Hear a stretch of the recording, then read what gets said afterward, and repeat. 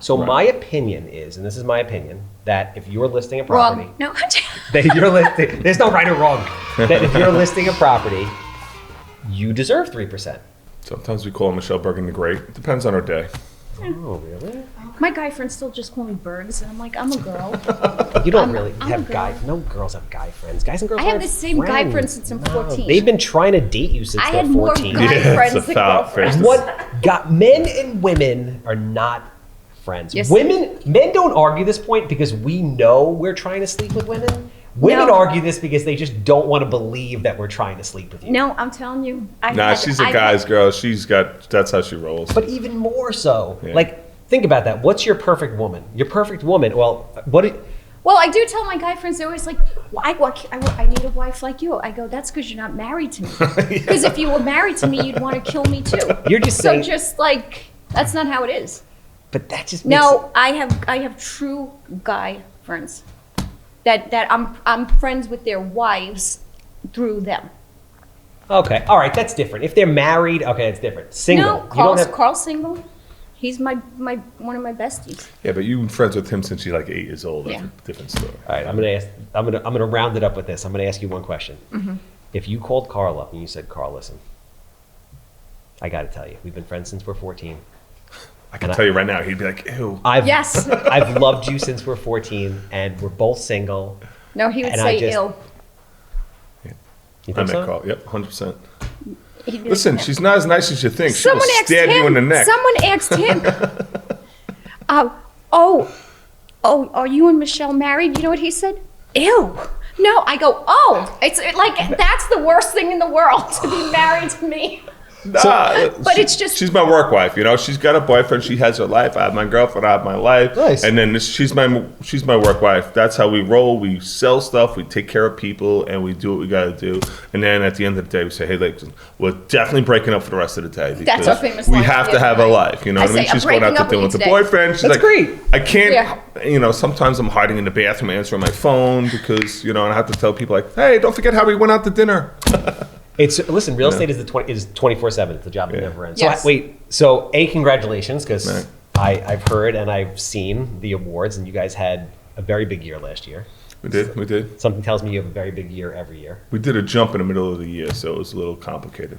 Like a brokerage jump? Yeah, Yes. we were at Realty Connect for 7 years with my old partner Deb. Michelle and I have been working together for 5 years. And then some of the shifts that happened in the industry with all the stuff that happened with the lawsuits, we recalibrated, decided to make the jump to Signature. And now we're on Main Street in Sable and Signature. But we had to jump and change the model of how we were running our business with the business we're working in. We had to change the model with everything that happened with I don't commission think I slept structures. for like It was crazy. 24, You know? probably How- 4 days straight. So talk to me about that, right? Because I personally think that the NAR thing was the greatest thing to ever happen. It cleaned that up because it laser focused. It didn't really change anything. It just made a little bit more transparency. I actually think it gives agents, like listing agents, the opportunity to make more money. How so? See, I'm going to disagree. We could chop it up. We could battle it out. That's what we do on the Handsome podcast. There's a bunch of levels to this. Are we recording right now? Yeah, of course. Oh, I didn't know that. Oh yeah, we've been recording for a while. Everything. Oh, but okay. Don't worry. Anything I bad thought will be we were edited just out, but there's nothing bullshitting good. right now. That's like what a podcast beforehand. is. Yeah, It's a formal. conversation with microphones, and then all of a sudden Successful you're like, people doing a mastermind ideology to figure it out and share that information, and that's how you grow on every level. And when you help people I grow, like you that. grow. I like that. It's true. So this is what I've been noticing. Most real estate agents don't know how to present a value proposition to sellers. When you know how to put a value proposition to sellers and you're presenting the different options of this is what we can do. I can either, list your property and I recommend, this is my fee and I recommend that you offer, but that's discretionary, money out to other agents because I'm the best agent there is out there. However, I'm only one person. There's 30,000 realtors on Long Island. So regardless of how good I am, I would much rather have 30,000 people working together to sell your house as fast as possible for the most amount of money versus just myself. But you don't have to do that. So what I've noticed is when people are putting it together like that and the seller doesn't want to offer, the listing agents are getting 3%. But they're shooting themselves in the foot because they're not creating true competition, because in our industry, especially on Long Island, the majority of buyer agents sell 90-something% of the properties. So when you don't put money out there, they will. They won't go. I'll speak for myself because I agree. This is really her gig. She crushes. I agree. I'm on the buy side primarily. Okay. Me and Kevin are not a team. He's just the listing agent. I'm going to call him and say, I typically don't do this, but we get a lot. What is the buyer's compensation? Okay. And if he were to say to me, if I asked that question, nothing. Okay.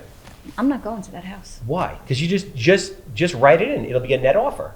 Right. Okay. But these young kids who are buying a house for the first time cannot afford to put it in and then pay me. I could deduct it from their thing. Yes. But then it's the same exact thing as them offering it. 100%. So it's almost silly. It's become almost silly because every agent is going to put in their 2%. Well, the entire lawsuit was ridiculous and a money grab for attorneys. It was a glitch in the system. And did not benefit 100%. anybody. Didn't benefit anybody. Listen, did you see the YouTube video about this gentleman who goes into real great detail? I'm not a big conspiracy theory person, but he goes down this rabbit hole, which is very interesting, about how he thinks the entire thing was orchestrated by BlackRock and Vanguard, because the big hedge funds... That's some deep conspiracy stuff there. But think Don't about get me killed. So the big PE firms own pieces of every online platform, like Zillow, like Realtor.com, Right. like Opendoor, Right. all that stuff. And they've been trying to get a bigger piece of the real estate market, and they've had a hard time doing it because it's neighborhood, it's one-on-one. It's a hard thing to scale. They have made real estate so complicated. There's so many layers of paperwork, and with fiduciary responsibilities and discriminatory practices, which are great because you got to protect the client from people that are not doing their thing. What's the matter? Michelle's like, wheels are turning. It's a conspiracy thing. So let me finish this because I thought it was very interesting. I'll send you guys both the link so you can check it out. So basically what he was saying was, he said this was a way, yet another attack on real estate agents to try to force people to use their online platforms and transact online so that they can get the fees and the processing. That's some real stuff there. The math makes sense when you think about it. It makes perfect sense. And that's why, again, these companies, these PE firms own pieces of every single tech company out there. I'll send it to you. At some point, they have to start enforcing these monopoly rules that are on the books. These guys run the world. They run the world. They have politicians in their pocket. They run the monopoly is so deep that I don't think it's breakable now. BlackRock just bought the Panama Canal. They just bought the shipping, the both sides. You know, when people talk to us about what's going on in the world, I always, in real estate, we're neutral parties, right? I don't pick anything. I am Switzerland. My job is to have a relationship with you, to sell your house, to do the best I can, to find my fiduciary responsibility, to make it a smooth, easy, successful, financially solvent. Michelle's like, don't do it. I can ramble. I could go there. This is the tap. Too many words. Save some for the next topic. So you guys have like wait, I want to go back to something. Of course. You said you think it was a way for listing agents to make more money. I think I don't know. I didn't say it was a way for them to make more money. To make 3% on the deal. I think that let me retract so I don't get murdered on social media for this. But because you can make more, but you're hurting your seller. Because at the end of the day, your seller's going to end up paying 5% because a buyer's agent is going to come in with their deal, putting in the 2%. So really, you're getting your seller for 5%. And that was one of the issues that we had somewhere because... Do you think if you're a listing agent, but we're talking as if it's a standard. There is no standard in real estate. There is no standard, but the want. average right now is about 4 with the prices of homes being so high. So my opinion is, and this is my opinion, that if you're listing a property, wrong. No, that you're listing, there's no right or wrong. That if you're listing a property, you deserve 3%. If you are doing what I know somebody like yourself is doing, if you're somebody that takes pictures with your cell phone, you can see your thumb in the background, you never go to anything, you never show up, you don't deserve to be listing a house, period. But if you're an agent who's really like, accompanying a certain level of shows, running open houses, really marketing. Like We're systematized. We have efficiencies. We have group formats. We have mortgage guys making us videos with social media advertising. We're doing things in a certain way. We're creating pricing strategies to create more competition, to create more money. You go into building departments and pulling foils to check for permits. Right. You have mortgage guys that are pre-qualifying the By the way, I buyers say it to like make sure. we, but that's really Michelle crushing the business of it. But I will say, I do think that Kevin probably deserves 3% compared to other agents.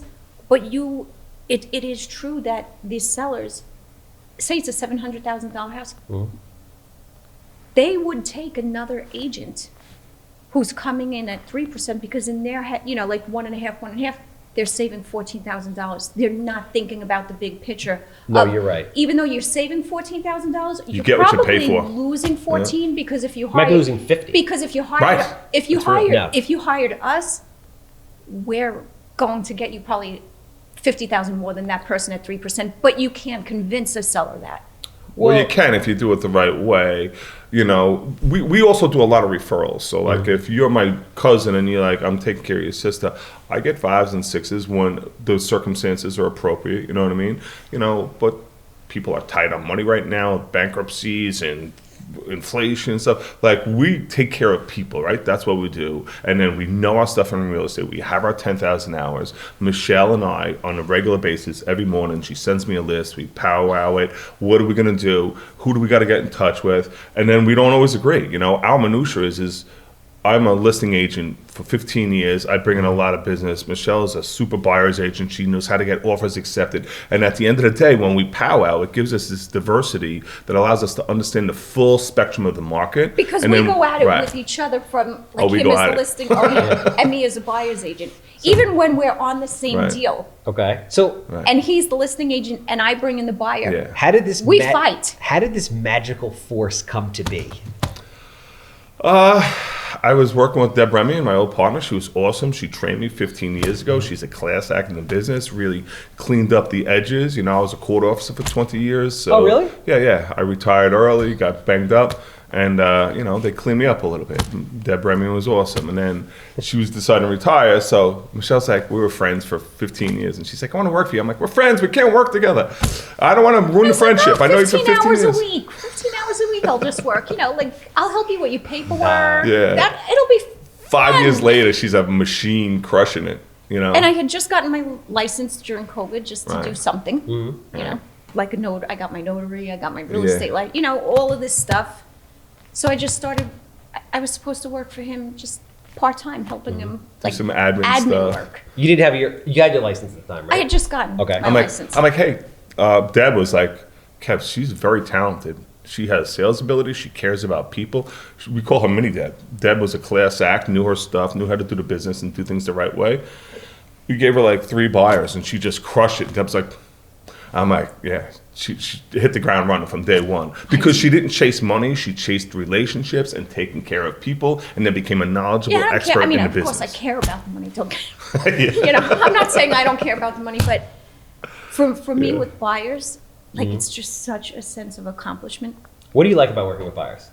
So you're 100% buyer? No, like I'm leaving here to do listing photos in Manorville. Okay. But I'm 10% listing compared to Okay. 90% buyers. So what do you like about working with buyers?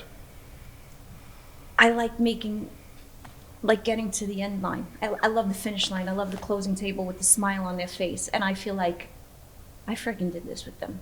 I don't know. It's just it's important to me. No, it's we're- important to we're me. all Like, deal junkies yeah, in and different ways. and you know, it's That's a not great again. lines. I hate to say, for me, it's not about the money because we all love money. But for me, I love my people. I become friends with them. I go to baby showers now. You know, I see grandbabies. I see what they're doing with their house. You know, and they love me just as much. And I think that's what No doubt about it. is Yeah. so important. In to the me. beginning, though, I did have to say to her, you're not allowed to cry in real estate. Yeah, There's no crying. You have to Yeah. keep it boxed up. Or every now and then she'd be like, oh, that guy was mad. You better call him.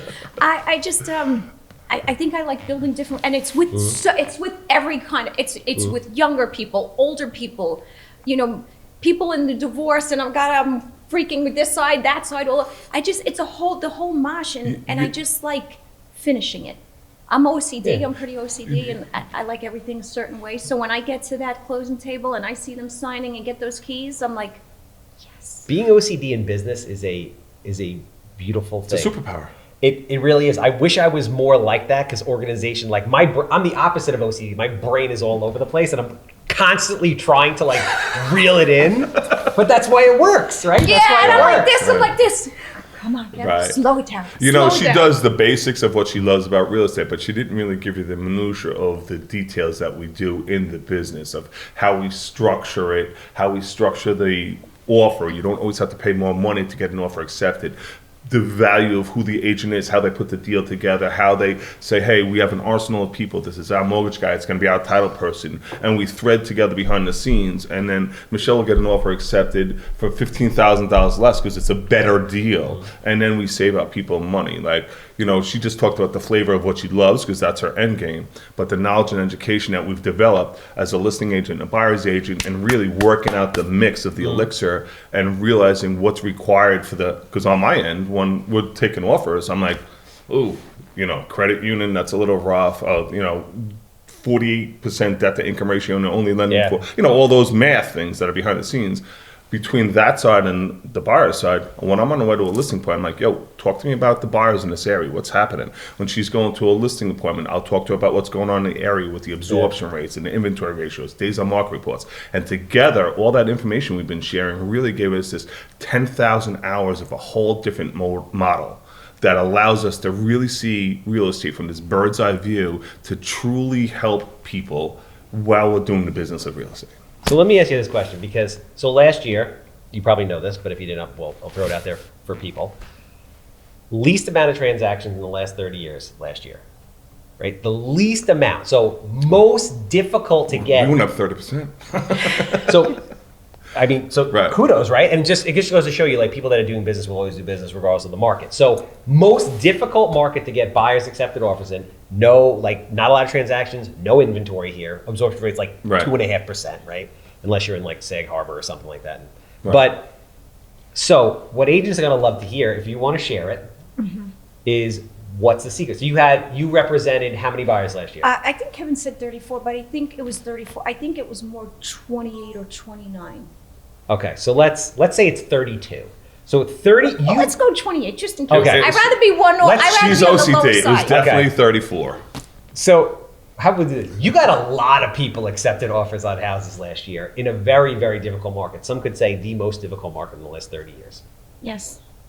What is the secret and what is the process to get your offer accepted, as Kevin just said, in certain instances where you're not even the highest number? What is my secret? I think it's the way I put the offer together, the way I present the offer. And I think a big thing too is the way I'm building relationships with other agents. Okay. For instance, I was at a closing one time with an agent. I never did a closing before, and she was the listing agent, I was the buyer, and she said at the closing table, I told everyone in my office, if they ever get a deal with you, they better take it. Wow. That's pretty cool, and that's something that Got a big bonus that month. There's no bumps in the roads with my deals. Okay. Whoever I have, I verify them myself. I make sure. I do all the back end. Go in on this, because like get detailed on this, because it's so important. Because I always tell agents, I'm like, it's your job to expect what is coming next to smooth it out, because all these deals are a shit show. Every deal is a shit show. Well, that's all that's out there. Death, divorce, mayhem. Yeah, it's always a shit show. People are super emotional. Who's selling? We do a lot of estates. They gotta It's move. complicated. It's estates, guardianships, divorces, stuff like that is really the bulk of it. Less money because of hours for dollars. And then we're also social working people because you got to take care of those people in the business. And we're both on the same page with that. Like business is business, and we have to have thresholds on how far we'll go. Sometimes we go above, we should go above to help people. Yeah. You know what I mean? But the market is definitely more complicated, and I think people are craving agents in general on both sides that have knowledge and experience that they can explain the shit show that it is. Because people are afraid. You know what I mean? Money's tight. Things are real. And because we're both blue collar type people that didn't grow up with a silver spoon and really earned our way through life and stuff like that, we were both single parents. It's like a thing that we both talk about because there's this different modality that you have where you just get things done. There are no excuses. We really apply our lifestyle of who we are into our business, and people resonate with that. So how do you prepare these people? Because I always say to agents, I was like, it's very easy to get caught up in the minutia of doing deals because this is what you do every day. Whereas when people are buying or selling houses, it could be the only time they ever do it. Biggest transaction of their life. So you have to remember that every time you do this, it's possibly that person's first time or last time or whatever it is. So you can't just be like, come on, it's going to be fine. So there's a little mold in the home inspection, no big deal. You have to really hold their hand and prepare them and guide them through this process. And I think for me, and when I'm on a home inspection, some agents might say, oh, you could let that go. It's all right. You could fix it later. If there's something that comes up on a home inspection, and I fight against him if he's the listing agent and I'm the buyer's agent. You guys go head to head on different sides of deals? On the same deal. Never have yes men in your camp. It does not do anything. I always say to him, just remember, look at me. Do not look at me as your right-hand man. Now, I'm the buyer's agent going against you, and I'm going to fight for my buyers. I'm fighting for my buyers, and I want this. I want this. He's like, you're kidding me. I go, no, I'm not kidding you. We deserve it. And then we have to compromise. I'll do my logic, like I get it, but that's what the house looked like when we got there, and that's what it was, and we're not changing. And then I say, well, for instance, there's mold. And you didn't know that. So we need to get that fixed, or we need just to so we're clear, I don't fight over the basics. Fair. Yeah, I'm just saying, plutonium in the backyard, I'm not like, that's the good plutonium, right? That's what we hate over realtors. I'm with you. Like 2 days ago, someone comes back at the home inspection and they're like, like the driveway's cracked. Like, that's not a home inspection thing. Like, you saw it when you came to the house. That's not it. You want to tell me the outlet's not grounded? Okay. You want to tell me, there's mold or termites? There's leak in the foundation. Different ballgame. There's a hole in the roof. There's no insulation in the roof. Something like that. But we will fight, but not real fight. But I don't know. Sometimes she doesn't talk to me for like 24 hours. It gets that bad? Because I'm always right. Yeah. She is. Just ask her. Just agree with her. Listen, this is how we run the business. If you do the business with people that are going to challenge you for the greater good, not the devil's advocate kind of stuff, that's how you grow. That's why you have such successful business yourself, right? That's what you do. So let's talk about the deal flow, right? Because there's going to be a lot of agents. Now, let's put it out there. There's 30,000 agents on Long Island. Half of them didn't do a deal last year at all, right? 10% of all the agents gross, let's say, $80K a year or more, right? So you're in a very elite group of people, and you've been doing it for like an extended period of time. I think the stat is when every 2 years, like when 90 out of the agents that get qualified this year to be an agent, 90% of them will be out of business within the next 2 years, and out of that 10% that stays, 90% of them will be out in the next 2 years. And it's a great revenue stream for New York because they just keep licensing. Just hitting the fees. But the problem is that they have newer agents, which is great. Get into the business, work hard, hustle, learn, educate. But a lot of the brokerages, Realty Connect doesn't do it, Signature doesn't do it. But, Signature trains agents to be good agents because you represent Signature. Mm-hmm. And so they don't give them a script to walk into a house to convince a seller to sell it when there's zero backbone behind it and they don't know the minutia. You can't just put a sign on loan and hope it sells. There's 1,000 moving parts behind the scenes that you got to keep oiled to keep going to get there. So, interesting kind of segue, because those are huge drop-off rates.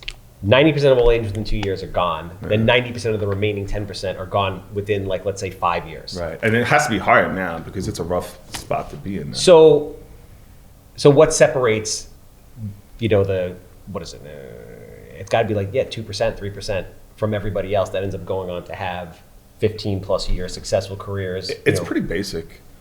Get up, mindset, work hard. It can be a very lonely business. Have people that trust and respect in your business. Michelle and I have been working together for 5 years. Before Michelle, I was working with Deb Remy and core people. We've had people come and go on the team, but hard work, surround yourself with the right people, do the right thing, fiduciary is real.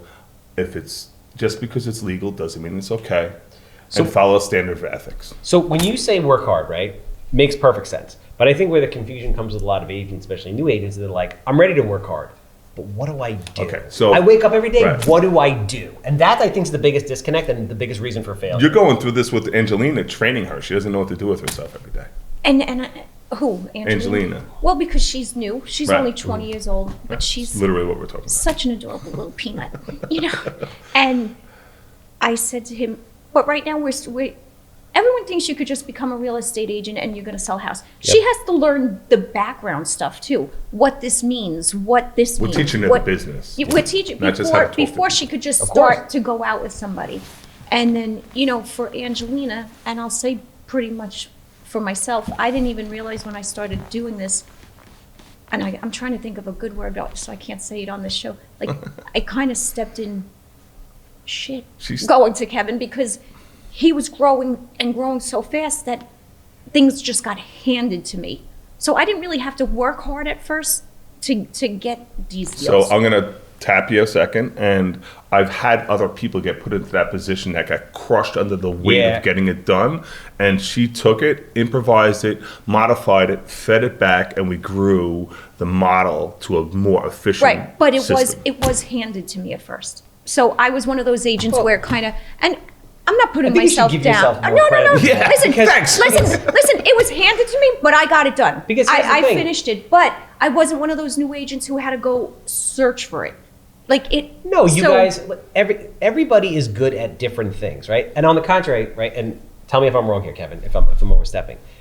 If you're getting a ton of people that are coming to you and you can't handle the back end of it, 100%. then the level of service you provide suffers and the reputation Michelle can is the ultimately suffer. CEO of the Well, business. that's what I'm saying. Yep. So it's you guys need each other. Nobody gets to Oh, the top of the yes. mountain by themselves. You know that. Yes. Without a doubt. Caitlin behind the scenes, right behind that camera there, we had a great 15-minute conversation about her journey on hunting what she does well, which is production. And I can see the difference in you over the last 6 months. Your videos have changed. Nice. And then she was just talking to me, and she's Kudos. like, yeah, so, you know, Yeah. we all need people. And you it's know? in every aspect of my business. Like, I don't even know how to put a camera lens on. I can't hammer a nail. Like, we both, literally, I am the most unhandy person on the planet.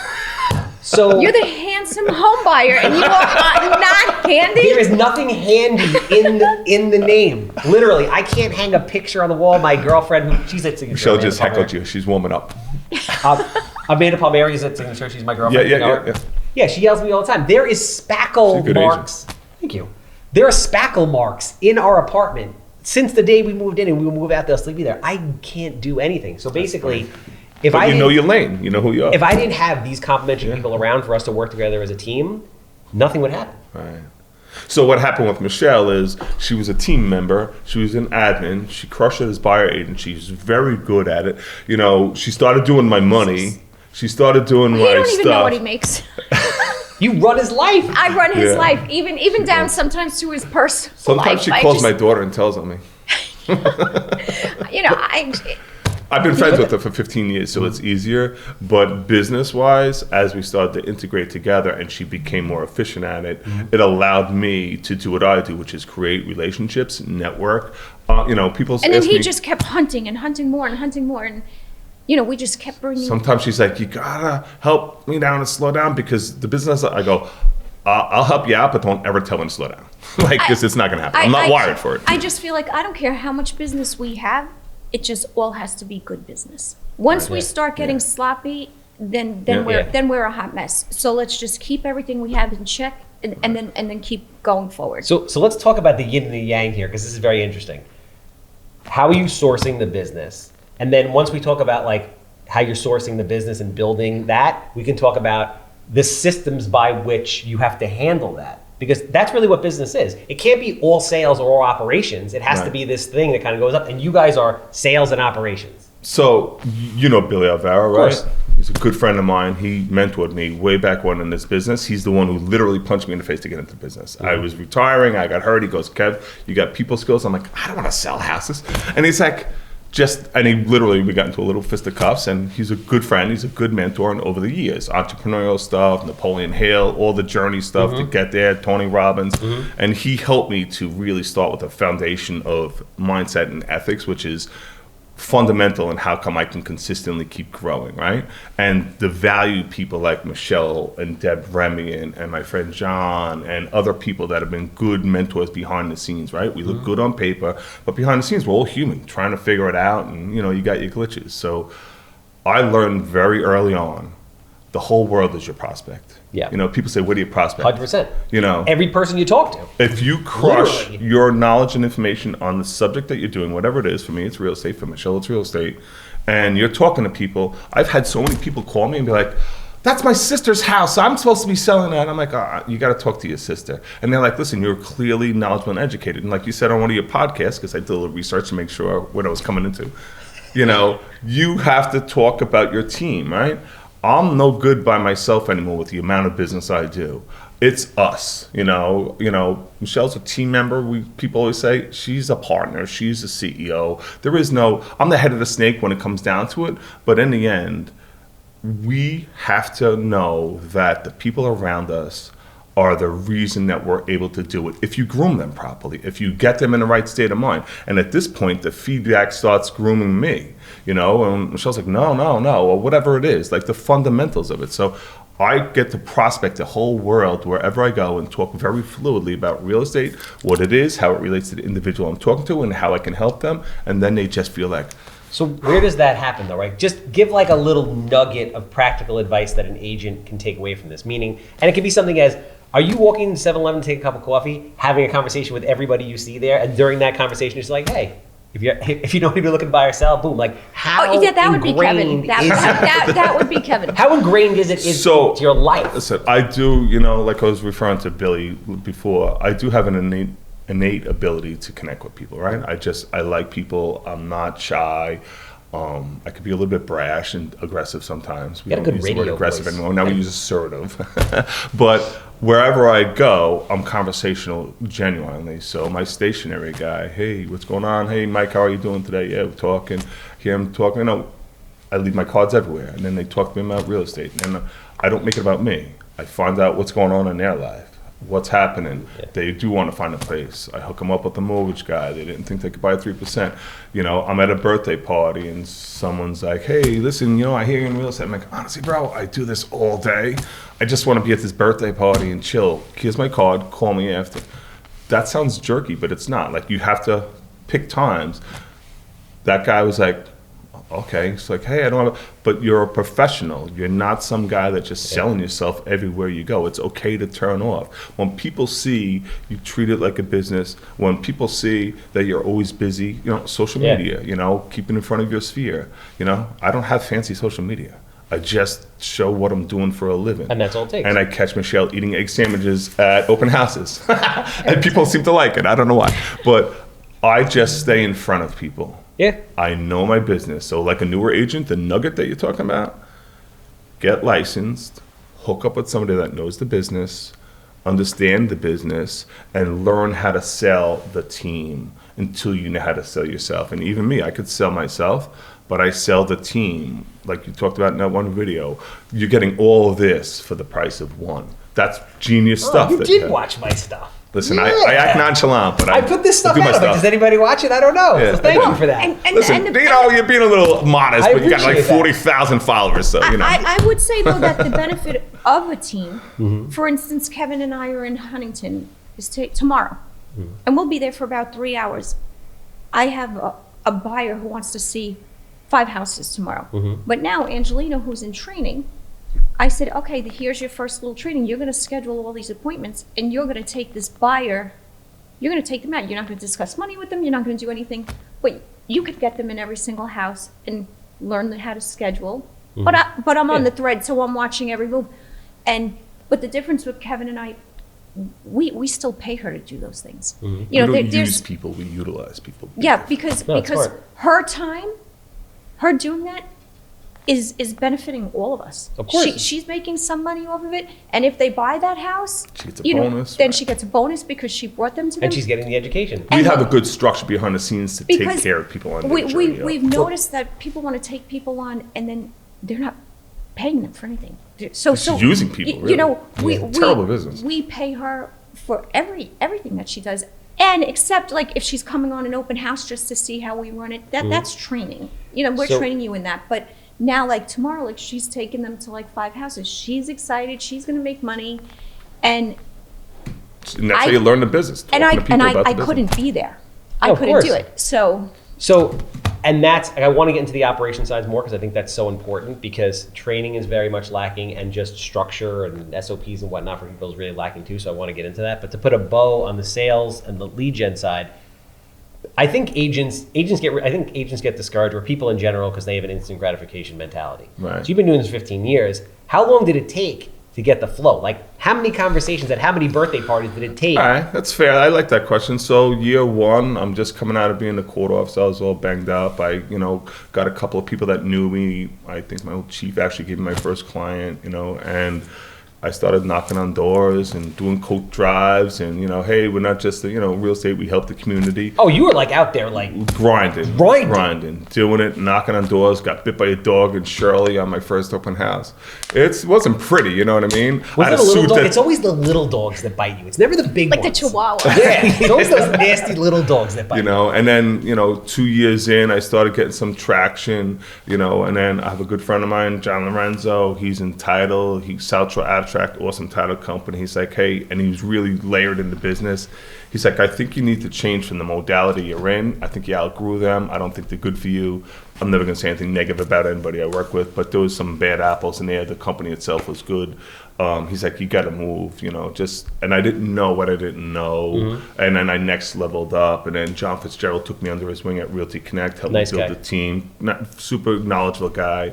And then the modality changed again. And then the industry changed a little bit. And then Signature was a better fit for me, and on that journey, it was the same thing every jump. Do the right thing, stay focused, fine tune your game, don't surround yourself with yes men, and always take care of the people that you're working with. And that means talking them out of buying a house. It means just because you're going to make money doesn't mean it's the right thing to follow through with. And Michelle and I vibe on the same thing. Like, some shit's just wrong, you know what I mean? And we're both like, we cannot let this person do that, you know what I mean? And it could mean an $18,000 paycheck, but I don't chase the money. I chase doing the right thing and chase the relationship. So what I'm getting through that is so people understand how long it takes, because Michelle always tells me I have a hard time breaking it down to its simple. No, not at all. No, that was all good information. Sorry. But it takes 3 to 5 years to start to build a business, and that's really what it took you. It took 3 years to start really getting traction of you being at coach drives, talking. Okay, so and also how old were you when you got into real estate? 40. Okay, and I think this is a lot of young real estate agents don't realize this, is that you don't have that much life. Right, like you're 20 years old. Your friends aren't buying houses. Your friends aren't buying houses. Right. You don't know that many people. Right. They never bought a house, so they don't even know what closing is, contract is, what title is, what anything. So yeah. So she said before that she got thrown into the fast lane and got stepped in shit kind of thing. And she's humble about it because she's self-aware. I'm sure he feels the same way about you. About him, he feels like he stepped in shit because it's like now it's like 100%. I have all this stuff. I tell her all the time. He does. I need back end support. How can I put this together? Some people in Kevin's position would love to take all the glory, but he definitely makes it public that he couldn't do it without me, and I appreciate that, because if he didn't, then I'd be like, oh yeah, right, Kevin. Right, you got to respect who you're hanging with. He's definitely the face. I'm on. You wouldn't probably know this. I'm a little more on the shyer side. Like I'm more, but I don't need that. But if he does it publicly, that's great, because I appreciate that, because then it makes me know that he's letting everyone know, like, I couldn't do this without her. I know he knows it, but when he says it out loud, it's even better. Which is amazing. So when I started in this business and you were talking about the minutiae of it, and I kind of did an overview, I went to Tom Ferry, I did some Buffini, I did Floyd Wickman. You got an education. I went to Tony Robbins. You honed your craft. Totally changed my why and how I got there. Mm-hmm. And then, and that was my immersion into the build. She had a different version of that. She didn't go to all those things, but I lived the modalities of those things. So in the fast lane, like she calls it, in the beginning, I'm like, no, you can't do that. Why? I'm like, you have to do it my way until you know your way. Well, that's stupid. I'm like, okay, well, you still have to do it this way, and stop yelling at me. Personal, private stuff here. So talk to me about the operations. But now, I'm sorry, but no, she'll okay. do the same thing to me now. She'll be like, Kev, and she remembers everything, right? So she'll say, Kev, you know you can't do it that way, but sometimes I'm so busy now, I get caught up, and now that information is coming back, and that's what she's training Angelina, and the cycle continues of positive growth. So talk about the flow, right? So Kevin's out there shaking hands, kissing babies, doing the whole thing. That's his famous line, kissing babies. That's so funny. Business is flowing, it's coming in, but now it's like, great, sales, but you need ops. So how is it that you're organizing this whole, Well, for a long time, I didn't really sleep much. probably like 2 years? Yeah, it was. I mean, even our attorneys would be like 4 o'clock in the morning. I'm sitting. I said 15 hours a week. Yes, 15 hours a week. And there's no way to quantify. I don't like anything handed to me. I like to work for my stuff. Yeah. So we just had, and he goes, I'm splitting that with you. I said, absolutely not. That's yours. I don't need you to give something to me. I earn everything on my own. Right. I said, but, well, we'll remember this at Christmas time. Don't worry. Big bonus. But the operations were really just any house that he's going into. I already am on the other side with like the data sheet. Like, all right, Kevin, walk me through it. What's in this house? And he will be on the phone with me, and I'm filling out the data sheet, right? What if it's gas, if it's oil, how many bedrooms, how many square feet? This is on the listing side. This is when he's on the listing side, Got but it. I'm on this side here, and while he's there, I'm filling it out. If I'm not with him, I'm in his ear. Tell me how many bedrooms, how many half, what condition, basement finished, outside entrance, air conditioned, no, windows, this. And so when he's done, I already have our file set. We do it. We set up a contact list. We do a group thread with the clients. Like, there's a system that we put in place. We have sections where we put the emails. We're upgrading Angelina to have access to a Google Calendar. Like, we are nonchalant, but everything. Like, I'll be looking at my calendar, like, oh, I'm good on Friday. All of a sudden, it's like, bing, bing, bing. And I'm like, oh, I'm not good on Friday. And she's putting stuff on the calendar. So basically, by the time he gets back from that listing appointment and says to me, okay, I got it, and we're listing it at 7:49. By the time he comes back, I already have in the folder what dates we're doing the open house, whatever, and I have the sign pre-ordered. I have the pictures already set. It's already up in a draft on MLS. Nobody does this, right? Like, this doesn't happen anymore. And then, So I always felt like we Which were is like amazing. nonchalant winging it, and I didn't No, realize. you guys are dialed. You guys are dialed in. so we have, say we already know we have about 7 listings coming up in the books, and even one of mine is just like a maybe. They're already in a draft. Right. They are already in a draft in MLS. They are just ready to go. We already have question marks on the calendar of what day we'll do the open house, because if we cannot fall behind. No, you have like a real Well, because if we system. fall behind, we can't take care of our clients. We can't take care of our clients, then I'm a fraud. Like, our job, our primary job is you come to me with the biggest transaction in your life, and I got to take to you. You come to Michelle with the biggest purchase of your life. We have to be dialed in, know the market, know the circumstances, know the people, what's going to protect you. You guys, and I mean this very literally, because it doesn't really exist. Really? Are true I don't get to talk to other people. You're true professionals. Huh. This See is that? I'm a professional, Michelle. This- Oh, fancy. No, just like from a business standpoint, right? Because at the end of the day, it doesn't matter if you're flipping houses, selling widgets, selling real estate, whatever it is. It's, Right, it's same basic model, yeah. business structure, right? That's what you guys are doing. And it's something that isn't really taught in real estate, and it's something that no real estate agent that I know that has sat in any of these chairs kind has of been like, impossible. I have this system. It's kind of impossible to teach because there's thousands of moving We parts. kind of just made it up as we went. Yeah. Like Well- every week I would say, we've got to tweak it this way. I think if we do it, Kevin, I'm going to do it this I'm way. like, I have a good idea. She's like, oh, great. Well, you guys are excellent compliments. Like, you on the opposite, you have a process-driven mind. So you're saying, okay, and this is what most people don't do. I didn't do this when I was younger also, but we've built CRMs and done all this stuff that's forced me to think like this, and it really changes your business where you're thinking about every part of the process and how do you streamline it. Because if you miss one part, and we're too busy to miss any parts. Right. Because we have We- pretty much every weekend open houses of some sort. And We had a very busy January and February. we work around, we do have a personal life at sometimes too. Like, It's so hard. so It's so hard on a personal. My daughter, It's really daughter hard. just moved to Massachusetts last year. My daughter's having a baby. So April 5th, I am in Massachusetts having her little, her baby shower. So we have to stay so far ahead of the game that we But know. we bubble around it. Like we have it on our calendar. We could know take that based on weekend, stuff's gonna that we happen. could take that weekend off. But we'll So never we- leave at the same time. Never. Like, if he was going One of us away, always has to be boots on the I ground. have to be here. Oh, it makes sense. Yeah, and vice versa. So we put on April 5th weekend, Massachusetts. He knows he better not even make plans to go out for more than 6 hours, because he has to structure, and we appreciate each other enough where if we are trying to have, he wanted a personal day on Sunday, just say. So I knew every text that came through, I was going to give that to I put in my slip for a day off. But we're on all the same text threads, so I knew his phone was going off just as much as mine Somebody was. picks up So on the I other made person, sure yeah. that I took care of and answered every call, because if we don't do that, we are going to burn out. About 2 Right. weeks ago, Yeah. he said, "What's wrong?" I'm like, I'm effing Yeah. gonna scream. I need a minute. I said. No. But you he's know like- what? I he's like, picked up "What?" a couple of the buyers. I'm like, just go get a massage or something. Yeah, Like, he goes, "What do you want?" I'll jump in. I I go, don't care. "I want a haircut. I haven't had a haircut in 6 months."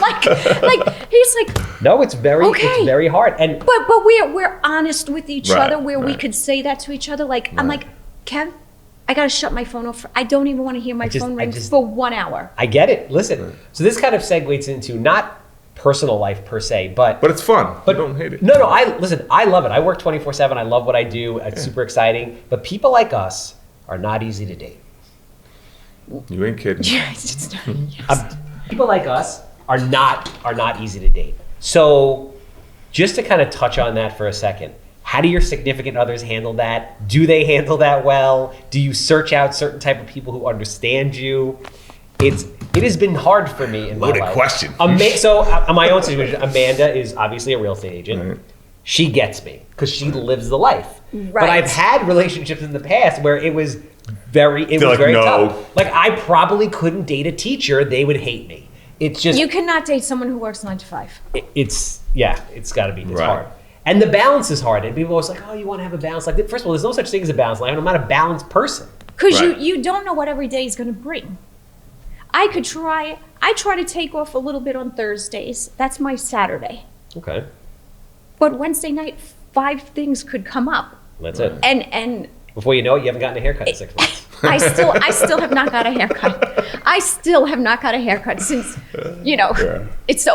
we're going to go on 7 months here. But you'll say, listen, me and my boyfriend were going out to dinner, and I'm like, do not answer your phone. Just forward anything crazy that happens to me. You know what I mean? So I'm She not doesn't one always to listen. talk about my, I'm a private person. No, we don't but- have to dive. No, that's right. But my boyfriend, he's a finance manager at a car dealership. Oh, so he works crazy hours too. Right. So, I mean, that's smart. But if I had the same boyfriend, who he is and his personality, and he worked 9 to 5, we would not be together. Right. It just it's I a get it. schedule that you have to adapt to. No, it's real. and yeah, and you sure. have to be with someone who has the patience and understanding. Right, because real estate's a lifestyle. So this Yeah, is it this is. is this is sales, right? Yeah. He's in sales, so He gets it. it's okay if it's hard. Yeah, it is It's hard. Listen, I just started dating someone that's awesome. I know for many years, and she understands what my schedule is. But she also does 10 hours, and then she's off for 3 days, so she can shift gears with my schedule, and it really works and flows. My And family, he's trying now to shift a little bit right? to her schedule. I'm like, to, Michelle, I have to go to dinner and not answer the phone. You know? and then I know. I'm gonna rat you out. Again. The other day, it was Sunday when he was supposed to have this free day, nice long date day. Right. He's calling me. Okay, I'm like, I'm What on a happened with listing that deal? appointment. I'm on a and I'm like, are you in the bathroom? He's like, yes. I'm like, stop calling me. Stop. Because he I didn't had want gotten a text about something I just needed to lock up. He didn't want it. Who he's dating, he didn't want her to know that he was making that phone Well, because I didn't want to he be was trying to disrespectful. like. I was No, I trying get to- it. Listen, it's hard. And listen, Amanda and I we both get it, but we battle back and forth. Like I went home early the other day, and by early I mean like I left here at 6. It's like we're gonna walk around Argyle, and the entire time she's on the phone trying to keep a deal together. Because from you falling know apart. the business, right? But But and it was didn't bother tough. you? It did a little. It bothered me a little because I'm like, you know what? I'm setting time aside because now I want to be able to like spend that time with you because you get ticked at me. But I have to understand because I live the life.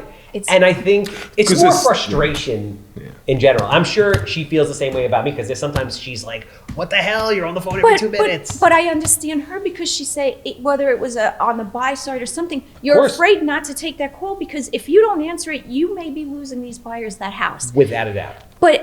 And then It's hard. it's hard because hard. I don't know her, but she wants to do the right thing by you, but she also wants look, to do she's the right. standing up for your girlfriend. She is No, I'm just woman saying- power all the way. I'm just saying it, but she wants to do the right thing by her Of clients, course. and you're in such a torn position. It's It's hard. It's hard for people in our type of business because it never ends. I think in our industry, you really just have to be smart in how you date. I mean, I'm not see this coming, but you have to pick somebody that In general, you have to be smart in who you date. Yeah, and when I'm not working, I'm tired. I'm old. I'm getting. You know what I'm saying? I'm gonna be a grandmother again. Like, you know what I mean? I'm not a clubber. There's a lot of mental brain damage that comes with this job. It does make you a little skitsy. So It's just constant shit all the time. my family is I was upstairs and I was 5 minutes late, and forgive me for that, because I just found out a house we was going to couldn't sell. figure out how to get in. So Somebody filed a list pendants on it because allegedly the person before me went under contract and then bounced and whatever. So now I have a lawsuit against me and I don't even know who this person is. Right. And that's just on a random Friday at Right. 9 in the morning. It Right, just and never you ends. had an appointment. At least you knew it was and you Friday. It just never ends. Like you never know what's gonna. To your point, you never know what's gonna happen. Thursday, you know what? Thursday's gonna be my Saturday. I'm gonna relax. And then Wednesday night, because Thursday is his day off. all hell breaks loose. right. Yeah, and then I'm working all Wednesday night. But he gets it because if he's working and a deal comes in, he's locking down that deal. You know what I mean? Right, He he's not understands. leaving work, or he's not leaving work at 7 if someone's walking To in. get sushi. And, you know, Right. I think you have to know yourself well enough to know who and what works with you. I think you also have to pick the right people to be part of your life because, like you said, a 9-to-5 teacher is going to struggle with my hours. You know, the person I'm dating now, she understands that, hey, listen, sometimes I have to answer the phone when Michelle calls because she's running the business. You know what I mean? I have to be able to do certain things. And when I don't have to do it, like last night, she cooked me dinner and I took my phone and I said, all right, I have to put my phone in the kitchen or I won't be able to stop looking at it. Yeah. Just because I have so much going on right now. We're wicked busy, you know? And then I went to get some more chili and she's like, I know you're checking your phone, you know? But she got it. But I concentrated on being in the now, you know? Put in the effort. That's all I would say. If you're an agent, put in the effort. Try. We're not perfect. We're not. Right. but it's different on the buy side because you could be getting that call whether the offer is accepted or not. On the list have side, to. you could always delay the call back for a little bit, a minute or two. Right. But on the buy side, it's more Now time, yeah. now time. And at one point, I said to Kevin, I'll tell you, I go, I never thought I would be this person, and I feel like I'm working so much because I'm chasing the money, because I'm afraid to miss out on that, because then I'll miss out on that, which could lead to this, and this. And I almost didn't like that feeling for me because But that's the business. It becomes on every side of It the becomes very. I'll use compulsive for lack of a better word. Yeah. It's like I never. On Sunday, I went to Museum of Natural History with Amanda, and I got 2 calls from 2 agents who were like, "Yo, we have deals," and I'm like walking up the steps, and I'm like, I got to do this because it's like one new construction here, another flip out there. It's like. There's a lot on the line. You need a right-hand There's a man lot for on the initial line. contact. That's what you need. That's what I'm building now. Part of what we're doing now is I have a relationship manager who I'm Right. building who's going to help run the book of business with the agents. Yeah. You do the videos, if you're too part of your business. I saw that video too. Yeah. And you're doing yeah. stuff that's, not what you're supposed to be doing. And, you're just grinding. You're not really running the business. And that is like kind of the next iteration of what we're almost finished up doing, which is... That's growth. That's power. Yeah, That's first good. you work your ass off, you build a certain business. To Yeah. get to the next level becomes about people. And then you got to spend money to make more money and take care of the business right. And when you're spending a lot of money and not making any more money because your overhead is so grand, Right. but that'll enable you to do even more business. Well, even with Angelina coming on, him and I had the discussion. I said, no, we're going to pay for her for this, Yep, and we're yep. going to pay for that, That's smart. because it's taking so much pressure off of me, which takes pressure off of him. Which allows you to go out and do what you do best. And beyond the real estate, like we now have like a little bit more of a life vibe. You know what I mean? No, like, not really. Yeah, It's coming. We're trying. We were in the office the other day, and you did 4 hours of office time. Sometimes I come in, and she's like, "You got to make your phone calls outside. You're fucking up the flow." But I didn't say that. At the end of the day, this is where she's a super nerd. She's like, "We got so much done. Angelina didn't even ask me questions, and literally, we did 10 hours of work in 4 hours. I'm excited." Because it was just, it was a... You were dialed in. And she's just like me. Like, I'm like, you got this? She's like, yes. I'm like, just the way I would do it. So it's... That's amazing, though. Yeah, but it's a great feeling because she knows my system. I know if we share some things in the office, Angelina and I now, we know where everything is because she's doing it my way. She even said, I think we should put this on the back. And it was great. I said, okay, let's go with it. It's on the back. That's when it's under contract. We'll mark off all the stuff in the back. And yeah, so I said it's going to cost money, but it's so worth it. Yeah. But it ends up making more money. Yes, absolutely. Right. And the one thing I always say to Kevin, because I knew him before he even went into real estate, and I even say for myself, what do I always say? Don't forget where you came from. Yeah. Always remember who you are before, this whole craziness, because that's what will always keep you Stay good. grounded for sure. Stay 100%. grounded. I always say that's, just, and always be good, because you got to be good to people. When I go out with my friends, I grow up like they're like, shut up. You know what I mean? They support me. They love it. They go in it, but like, they keep you real. They keep you grounded. Because I run in a lot of business circles too. Yeah. And you're always doing business and stuff. And sometimes it's nice when you can go to your people, the people that you're truly friends with, that you break bread in their house, and you can just turn it off and be, a person. Yeah, and sometimes I don't even realize it until one of my, closest girlfriends said to me the other day, I said, oh, this, she goes, I am so proud of you. You should have done this your whole entire life. And I actually said, I go, I never knew I'd be this good at this. Right, right. That's how still like shocking it is. But I'm this. But I think that's part of I don't think you thought you were going to be the handsome home buyer, right? In what respect? Well, you bought, you flipped, you did your like you thing, you've grown a business, you are entrepreneurial. Yes. No. But you're not just a businbusinessman, you're a personality, right? This is personality. This isn't flipping houses. This is that's true. A big model. For me, I always I knew where I was going before I got there, and I see where I'm going before. I know where I'm going to end up and where this thing is going to grow. I clearly have visualized. Before I flipped my first house, I saw that I had done 500. Before you vision board it and all that stuff. I don't vision board it. It's in my mind. I knew that I was going to get an NYU and get my master's and graduate and do development deals before I ever even applied. I know that I'm going to grow this thing into a publicly traded JLL real estate conglomerate. I see myself ringing the bell. I know it's going to happen. All right. That's some powerful stuff right there. I'm very, very clear on that. I can't wait till you ring that bell. I'm going to send you this video. I love that. That would be awesome. I'd be like, I know him. You're like, I know. I was there when he said he was going to do it. Yes, and now he's doing it. Yes. So in conclusion, right? You guys have been in the industry for a decent amount of time. You have a lot of life and a lot of career left in you. You've achieved amazing things. You're doing a ton of volume in a very difficult market. What's next?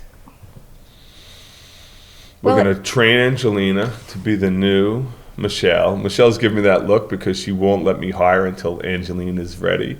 Well, I just said we're not hiring anyone else until she's well fed. Right. When until she's up and running and making some money, then we could pull someone else on.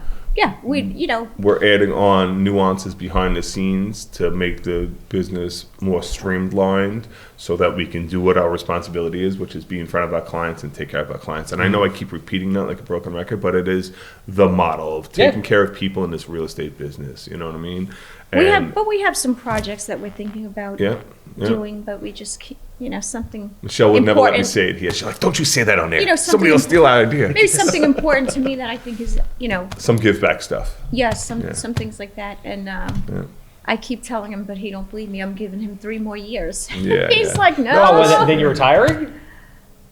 My daughter's in Massachusetts. No. So here, the real model is systematizing, training. She's very good at training, keeping the business flow going, because there's vast and wide of stuff that I've developed relationships that's bringing in business.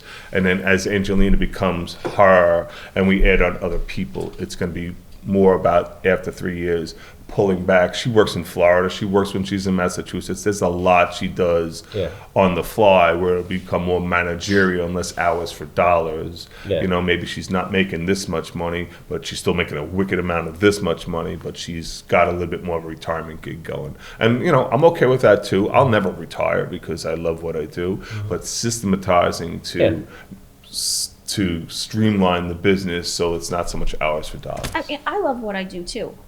I probably love it too much, but I love my kids, and they're not here. You know, I get like it. that's the hard part for me. But I probably love my job too much.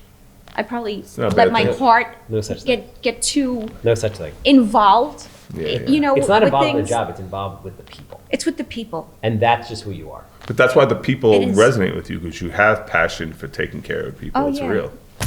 I have friends for life. Any age, I have a friend. If I needed something to know from a 25-year-old, a 30-year-old, a 32-year-old, I'm one of my past clients. Hey, you know, I get Christmas cards from all of them. Like it's rewarding. But something just I can't even remember what it was, but it was so special. I was like, I can't believe they just did that for me. But that's why it works. Yeah. So, in conclusion, I appreciate you guys very much for taking the time out. I know you're very busy. Thank you for sharing. Thank you for sharing with the agents. If anybody's looking to buy, strike that. If anyone's looking to buy or sell, those are your cameras. Call Michelle. How do they get a hold of you? Definitely call Michelle. She'll answer the phone. Because that's my email, buy or sell with Michelle. That's why it's there. How do they get in touch with you? How do they get a hold of you guys?